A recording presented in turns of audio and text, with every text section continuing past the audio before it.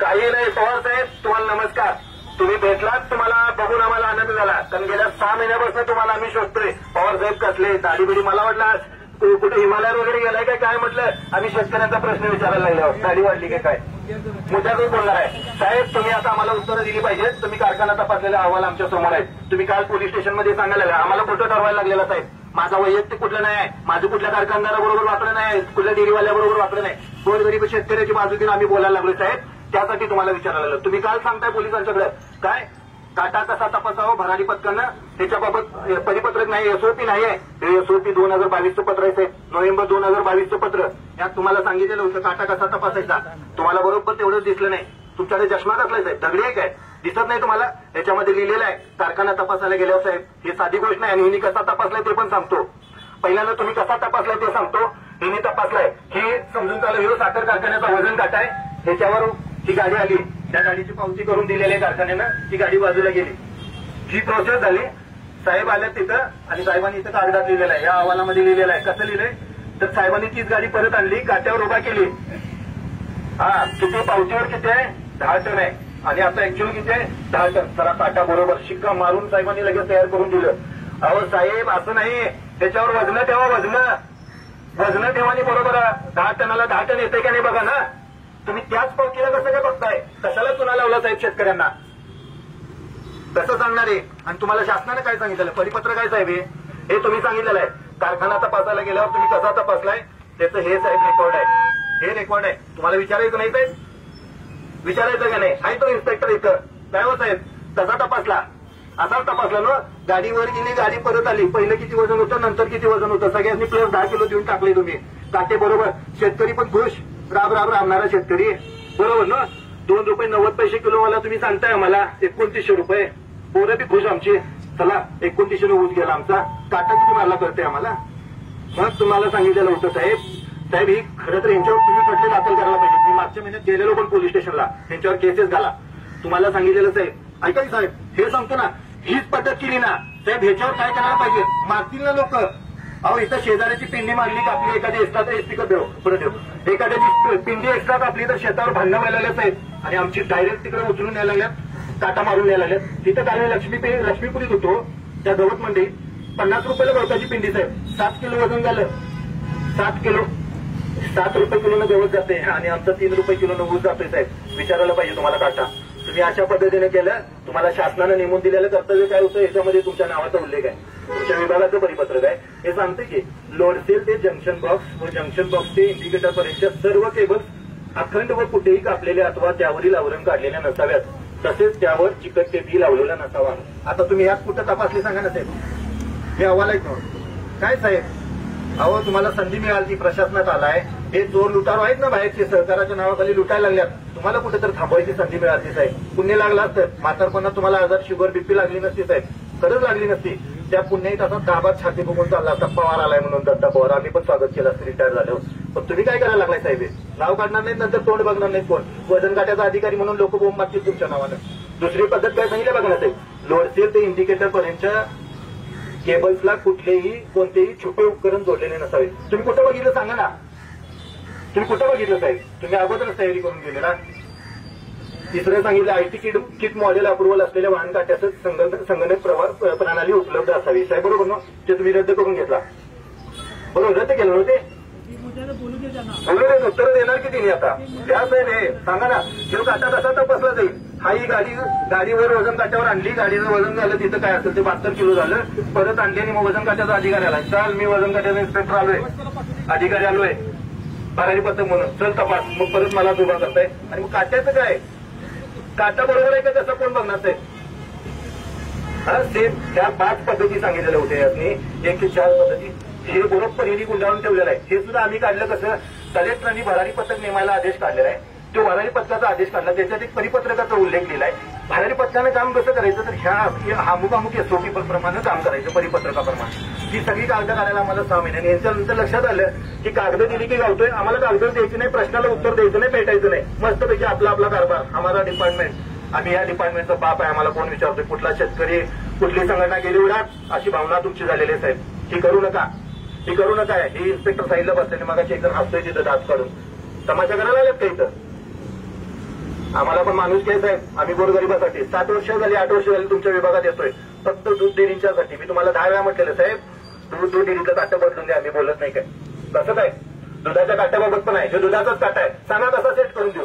किती किलो वजन साहेब तुमचं वजन कमी करायचं काय गावडी साहेब, मी लगेच करून देतो. 50-55 तुम्ही सांगशील तेवढं करून देतो. तिथल्या इथं करायला येते हे एक नाही, कुठल्या बी डेअरीत जायचं.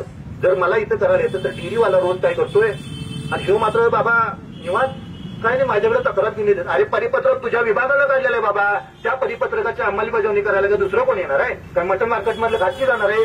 तुम्ही जायला पाहिजे ना, मानाखाली घालून उभारताय, जाऊन काटं बदलून कायदा तुमच्या डिपार्टमेंटने केलता, म्हणायला पाहिजे होता अधिकार आहेत मला, गोरगरिबाचं खाऊ देणार नाही, माझा विभाग आहे आम्ही करून घेणार. का गेला नाही? काटं बघितला तरी तुम्ही परत येताय, जप्त कर म्हटलं तर जप्त करायला तयार होत नाही तुम्ही. तिथं आला की त्याच्याकडनं 2-5 हजार रुपये घेऊन त्याला मिटून परत पाठवून देताय. काय करतोय शेतकरी? ही सगळी शेतकऱ्याची पोरं आहेत, आधी का धरून आणलेलं नाही, पुढच्या वेळेला 100 आणेल. मान हलवण्याची गोष्ट आहे साहेब, सांगायला हे साखर कारखान्यांचं असंच केलं तुम्ही. दुधाच्या बाबतीत आहे साहेब, नाही ना दुधाच्या बाबतीत साहेब ह्या माणसांच्या चुकीमुळे नाही, तिने सांगू देत ना ह्या माणसांच्या ह्या माणसांच्या चुकीमुळे तिने आम्ही उत्तर मागायला आलो. बोलायला काय झालं? एक बोलतो साहेब उत्तर दिली. पवार साहेब हे साखर कारखान्यांचं काटं तपासताना तुम्ही सगळा घोळ केलेला आहे. आम्ही हे नियंत्रकाच्या नावाने तुम्हाला पत्र द्यायला लागलो. एक पत्र तुमचं तिकडे पेंडिंग होतं, तुम्ही ह्या पत्रांची तात्काळ दखल घेऊन तिकडे वरती पोहोचवायला पाहिजे. दुसरा मुद्दा, साखर कारखान्यांचं काटं तपासायला वार्षिक पडताळणी करताना साहेब ह्यो जरी काटा तपासायचा असला 100 किलोचा काटा आहे, 50 किलो वजन ठेवायला लागते साहेब, बरोबर ना? 50% वजन क्षमतेपेक्षा. साखर कारखान्याचा 100 टनाचा काटा आहे, त्याला 50 टन वजन आणलं कुठलं तुम्ही दरवर्षी पडताळणी करताना? उत्तर द्या आम्हाला, कागदावरची उत्तरं तुम्ही ह्याची माहिती आहे, कागदात फिरवायचं, उत्तरच द्यायची नाही. 50 टन वजन आणलं कुठलं ती सोडून दे. वार्षिक पडताळणी करताना तुम्ही 50% वजन आणली कुठलं? 30, 40, 50 टन वजन पाहिजे तुम्हाला. 50, 60, 80 टनाचा आणि 100 टनाचा काटा आहे, तुम्ही 50 टन वजन आणताय कुठं? साहेब हे मर्जीप्रमाणे आम्हाला, आम्ही आता बोलताना थोडंसं वाटायला लागले, हे आपल्या मर्जीप्रमाणे काटे ओके म्हणून द्यायला लागलं, काटे ओके म्हणून द्यायला लागलं ना. ह्यांच्या पाकिटामुळे गरीब मरतो ना साहेब. आम्ही कसं ह्यांचं प्रमाणपत्र आलं की काटा अधिकृत, ह्यांचं प्रमाणपत्र आलं की काटा चोख, आणि शेतकऱ्यानं काय करायचं? आत्महत्या करायची शेतकऱ्यानं. पवार साहेब हे काय तुम्ही सांगा ना, साखर कारखान्यांचं वजन काटं वार्षिक पडताळणी करताना 50% वजन आणली कुठनं तुम्ही? मानक वजन पाहिजे तुमच्याकडे, मानक वजन वापरायचा नियम आहे. मग तुम्ही दरवर्षी कसं काय देताय गंडवून? तुम्ही सरकारला गंडवता, शेतकऱ्याला गंडवता, भांडवलदारांचे फक्त तुम्ही दलाली करता काय? कुठनं आणली वजन? उत्तर आहे का तुमच्याकडे? उत्तर असतील तर द्या आम्हाला, प्रवक्ता नेमून द्या. आणि दुधाच्या बाबतीत साहेब, अहो दुधाच्या बाबतीत मी हायकोर्टपर्यंत जाऊन बसलो साहेब. काय असे वाटतंय यांच्यासाठी 7 वर्ष या विभागाला मी माझ्या आयुष्याचा अनमोल वेळ वाया घालवला. पोट तिडकीनं आता बोलायला लागलो, त्यासाठी मला आंदोलन करायची गरजच लागली नसती, अहो नियमाप्रमाणे हिनी प्रमाणपत्र जे साखर ज्या वजन काट्यांची, आता हे काटा 10 ग्रॅम अॅक्युरेसीचा आहे, डेअरी मधला काटा आहे तो 100 ग्रॅमचा आहे, प्रमाणपत्र 10 ग्रॅमचं दिल्याने ऍक्च्युअली काटा 100 ग्रॅमचा, आणि कुणीही कसंही त्याला कन्व्हर्ट करू शकतोय. त्या बिचाराला इथं बसलाय, एवढा शासनाचा पगार घेतोय, शासनाचा निधी वेगवेगळा करण्यासाठी येतोय. ग्राहक संरक्षण नावाचं तुमच्या हातात भांडवल दिलेलं आहे, मोठं काम दिलेलं आहे. तुम्ही साधं शेतकऱ्यांना आजपर्यंत एवढ्या वर्षात तुम्ही सांगू शकला नाही 1 किलो म्हणजे लिटरमध्ये किती, 1 किलो म्हणजे लिटरमध्ये किती सांगू शकला नाही. आणि तो बिचारा राबतोय, बायकोला, पोराला, म्हातारीला शेतात नेतोय, वैरणी काढायला लावतोय, आणि चल पोरग्याला म्हणते जा तू डेअरीत जाऊन जायचं, किटली वाटायची, बाकीचा तुमचं वार्षिक पाकिट पोचलं, तुम्ही शांत झाला. पण दर महिन्याला मारायला लागलाय की साहेब, दररोज मारायला लागलाय. अहो एवढं दूध सांडलं की नाही, एवढं वाटीतनं पोरानं पिताना, आजी असू दे, आजा असू दे, बाबा असू दे, फाट पाटीत मारतात का? सांडून चालत नाही. आणि आमचं 100 मिलीनं तुम्ही लिटरला मारता, त्याचं बोलायचं नाही काय साहेब?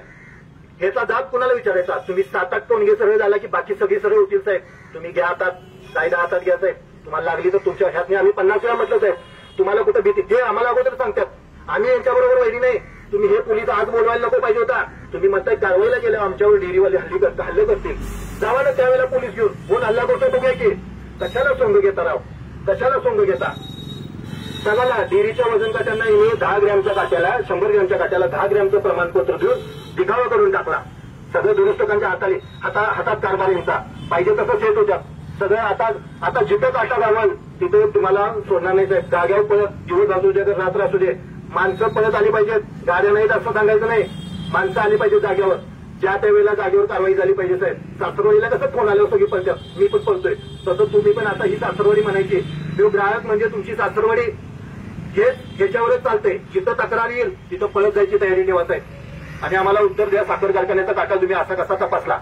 हे 72 किलो, हे पण 72 किलो. काटा कसं कधी तपासला सांगा ना. ह्याच्यावर तुम्ही दिलाय, हे बघा ना, ह्याच्यावर तुम्ही दिलेला आहे एक डेमो म्हणून. हे आम्ही सगळ्या कारखान्यांचं एक बोर्ड उचलून करा देऊ. या सगळ्या कारखान्यांचं 23च्या 23 कारखान्यांचं तुमचा अहवाल छापल्या. तुम्ही घरातनं जाताना साहेब घेऊन गेला इथं काय सर्व काटे बरोबर आढळले. बघा ना साहेब, बघा ना, तुम्ही जायचं तपासायच्या अगोदरच कसे काय बरोबर आढळले साहेब? तपासायच्या अगोदरच कसे काय बरोबर आढळले? पहिलं पानच बघा नाही साहेब. तपासायच्या अगोदरच कसे काय बरोबर आढळले? अहो कशाला किती दिवस शेतकऱ्यांना फसवणार आहे तुम्ही? तुम्ही एकदा इमानदारीने वागायला चालू करा साहेब, सगळी वळणावर येतील. काय करणार आहे पुढच्या काळात आणि ह्याचं उत्तर द्या तरी. ह्याच्यात बघा ना साहेब, या नाही साहेब, हंगाम कारखान्यांचा होणार आहे शेतकऱ्याचा. पवार साहेब,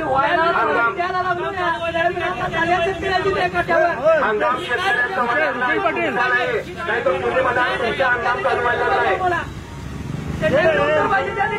द्रव पदार्थ